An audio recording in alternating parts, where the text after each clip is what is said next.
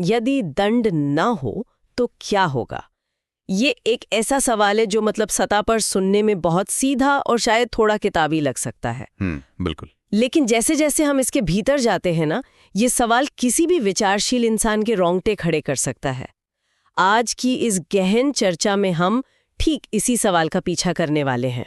और ये बहुत ही जरूरी चर्चा है। हाँ, हमारे सामने जो स्रोत हैं, महाभारत का शांति पर्व, मनुस्मृति का 7वां अध्याय और कौटिल्य का अर्थशास्त्र, वे इस विषय को इतनी गहराई से चीरते हैं कि हमारी आज की कई धारणाएं हिल सकती हैं। आज का विषय है दंड नीति, जो कि धर्म, न्याय और राज्य के बीच एक बेहद नाजुक संतुलन है। बिल्कुल। लेकिन चर्चा शुरू करने से पहले मैं ये स्पष्ट कर दूं कि आज हम जिन प्राचीन स्रोतों को खंगाल रहे हैं, वे किसी भी आधुनिक राजनीति या विचारधारा से परे हैं। एकदम सही। ये विशुद्ध रूप से मानव मनोविज्ञान और प्रशासन का आईना है। हाँ, हमारा उद्देश्य केवल इन दार्शनिक विचारों को समझना है। किसी भी पक्ष या राजनीतिक विचारधारा का समर्थन या विरोध करना हमारा लक्ष्य नहीं है। तो इस बुनियादी सवाल पर वापस आते हैं।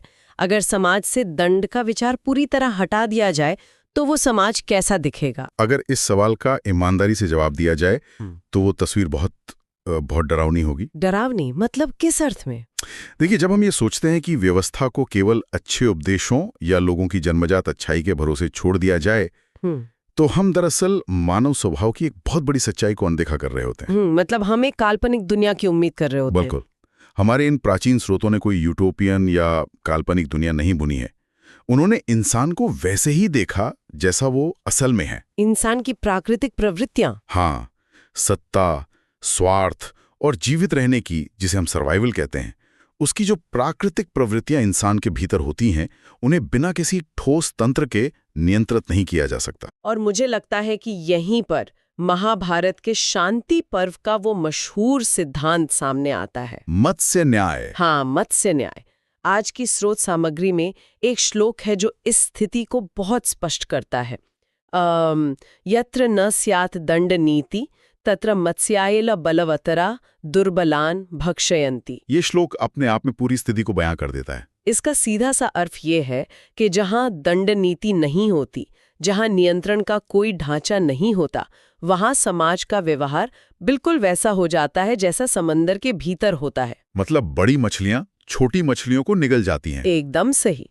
और ये रूपक मुझे बहुत सटीक लगता है। ये रूपक अपने आप में इतना सटीक है कि इसे किसी भी युग में लागू करके देखा जा सकता है।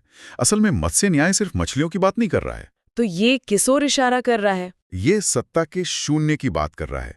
जब पावर वैक्यूम होता है, जब कोई नियम या कानून लागू करने वाली सत्ता मौजूद नहीं होती, तो प्राकृतिक रूप से जो लोग शारीरिक, आर्थिक या सामाजिक रूप से अधिक ताकतवर होते हैं, वे हावी हो जाते हैं। बिल्कुल, वे कमजोरों के संसाधनों और अधिकारों पर कब्जा कर लेते हैं। इसे प्रकृति का एक क्रूर नियम मान सकते हैं। शांति पर्व इसी क्रूरता से बाहर निकलने के रास्ते के रूप में दंड नीति को प्रस्तुत करता है। अगर हम इसे आधुनिक संदर्भ में समझने की कोशिश करें तो ये बात और भी स्पष्ट हो जाती है। अक्सर लोगों में एक धारणा होती है कि पूर्ण स्वतंत्रता, जहां कोई नियम या रोक-टोक ना हो, वही एक आदर्श स्थिति है। हाँ, ये एक बहुत ही आम गलतफहमी है। लेकिन बिना किसी नियंत्रण की स्वतंत्रता असल में किसके लिए फायदेमंद होती है?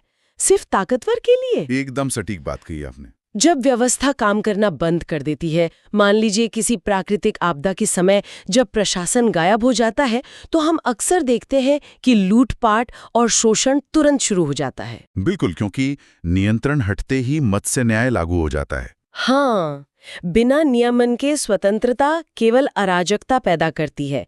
इसलिए यह निष्कर्ष निकलता है कि केवल धर्म या नैतिकता का विचार होना काफी नहीं है।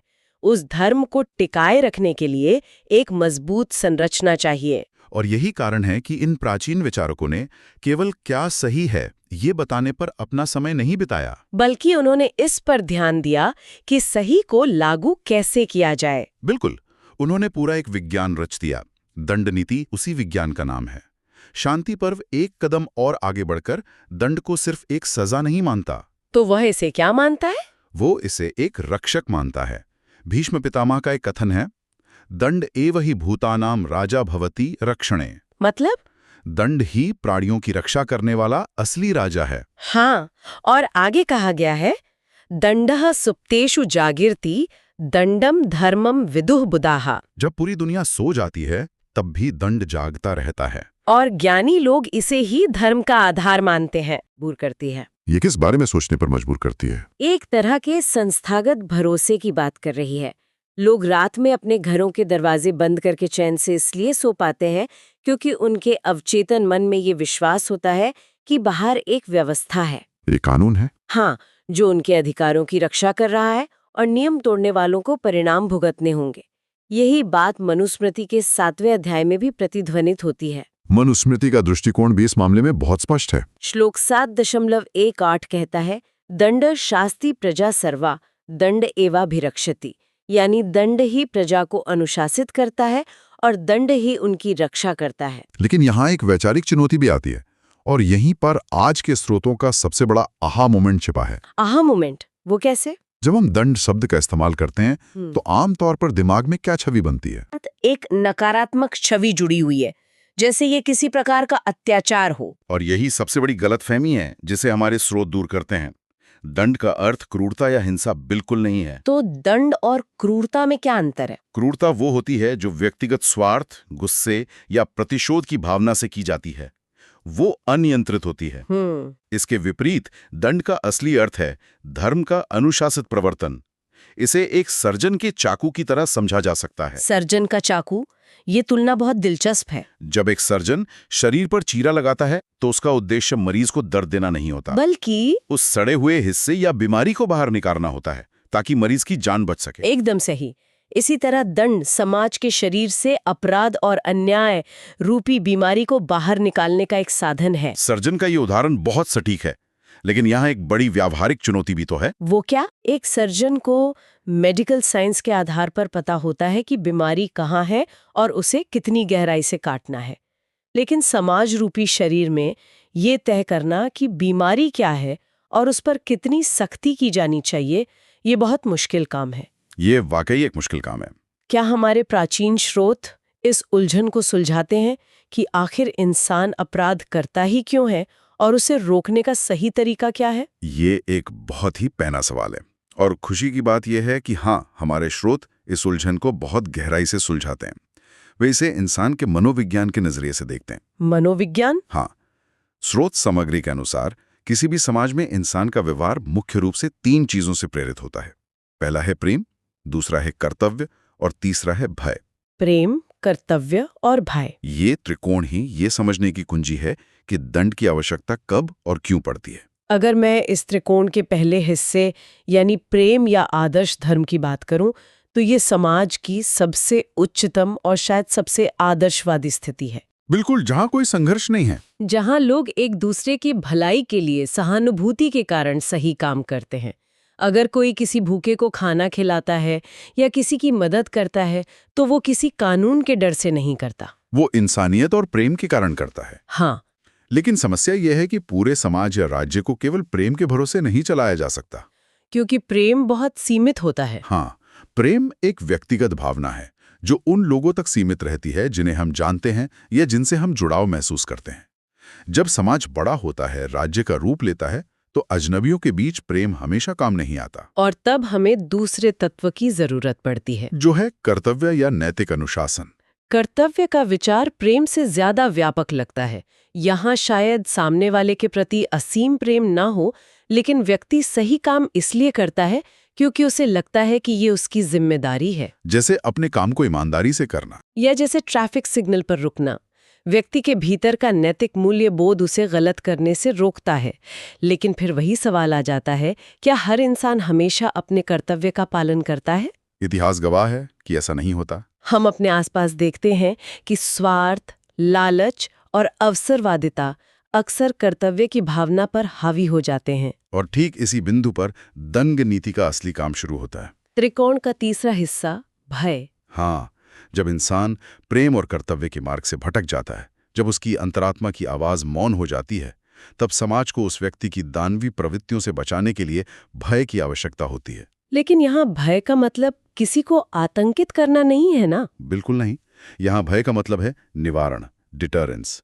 ये वो मनोवैज्ञानिक अवरोध है जो एक व्यक्ति को अपराध करने से पहले ये सोचने पर मजबूर करता है कि इसके परिणाम क्या होंगे। मतलब ये कोई नकारात्मक चीज नहीं है। नहीं, ये एक अदृश्य दीवार है जो समाज को मत से न्याय की स्थिति में गिरने से रोकती है। इसका मतलब है कि दंड हमेशा अंतिम विकल्प होना चाहिए जब प्रेम और कर्तव्य विफल हो जाएं।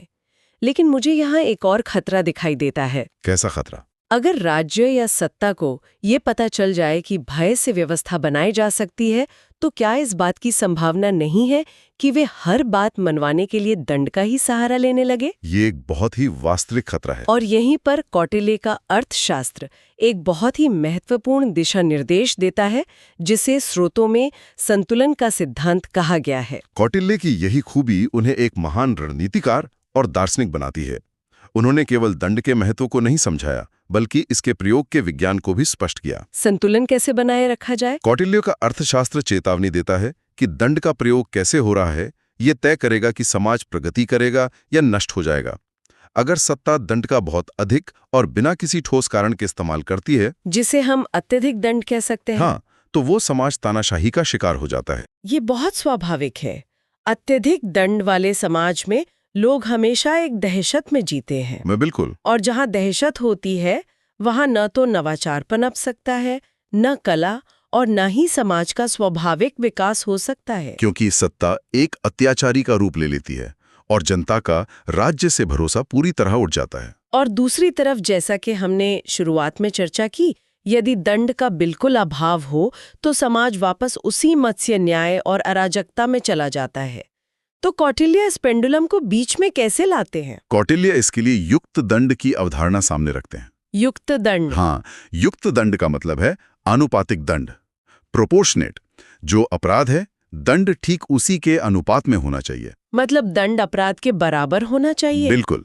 अगर अपराध छोटा है तो दंड भी वैसा ही होना चाहिए, और अगर अपराध समाज की नींव को हिलाने वाला है तो दंड भी उसी कठोरता के साथ दिया जाना चाहिए। ये तो न्याय का मूल सिद्धांत है। कौटिल्य स्पष्ट करते हैं कि दंड हमेशा एक तार्किक प्रक्रिया होनी चाहिए।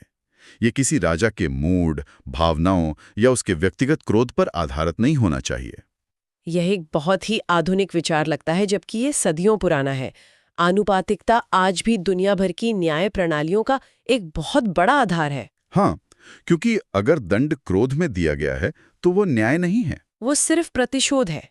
जब समाज में युक्त दंड की व्यवस्था होती है तो लोगों को पता होता है कि नियम क्या है। वे बेवजह डरे हुए नहीं होते। वे न तो अनावश्यक रूप से डरे हुए होते हैं और न ही इतने बेखौफ होते हैं कि वे दूसरों का जीवन मुश्किल कर दें।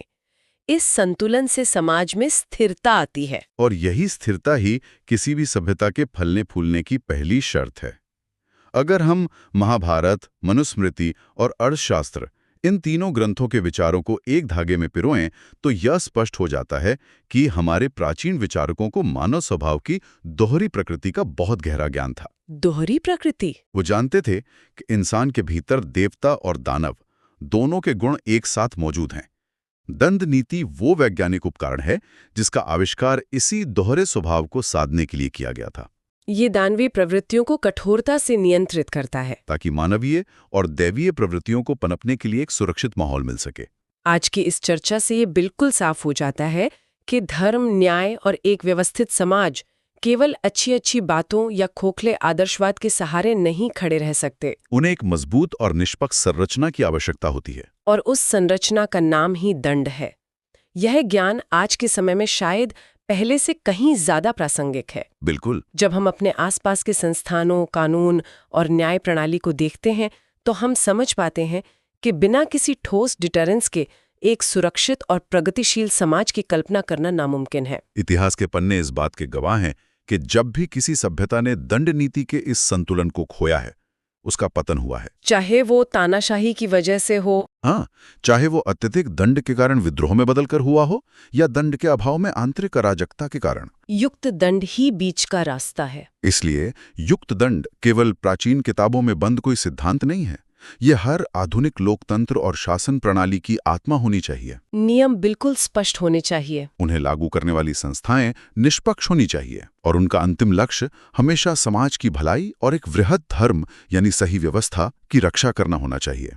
इन सभी स्रोतों और उनके गहरे विश्लेषण से गुजरने के बाद अब एक ऐसा विचार सामने आता है जो इस पूरी चर्चा को एक नए धरातल पर ले जाता है। कौन सा विचार? हमने ये तो मान लिया कि दंड का मुख्य उद्देश्य समाज को मत्स्य न्याय से बचाना है, यह सुनिश्चित करना है कि बड़ी मछलियां छोटी मछलियों को न खाएं। लेकिन यह व्यवस्था एक बहुत ही बुनियादी सवाल छोड़ जाती है, जिस पर स्रोतों का यह ज्ञान हमें सोचने के लिए प्रेरित करता है कि क्या होता है जब दंड देने वाले खुद ही बड़ी मछली बन जाते हैं। ये बहुत ही गहरा प्रश्न है। जिन संस्थाओं, जिन लोगों या जिन शासकों के हाथों में समाज ने दंड देने का अधिकार सौंपा है, एक समाज ये कैसे सुनिश्चित कर सकता है कि वे लोग स्वयं धर्म और न्याय के अधीन रहें? हम उस रक्षक को भक्षक बनने से कैसे रोक सकते हैं? ये एक ऐसा प्रश्न है जिसका उत्तर हर पीढ़ी को अपने समय और अपनी व्यवस्था के अनुसार खोजना होता है। आज की इस गहन चर्चा को हम यहीं विराम देंगे और जैसा कि हमारे स्रोतों के भीतर छिपे दर्शन का अंतिम सत्य है, उसी के साथ विदा लेंगे। ज्ञान ही मुक्ति है।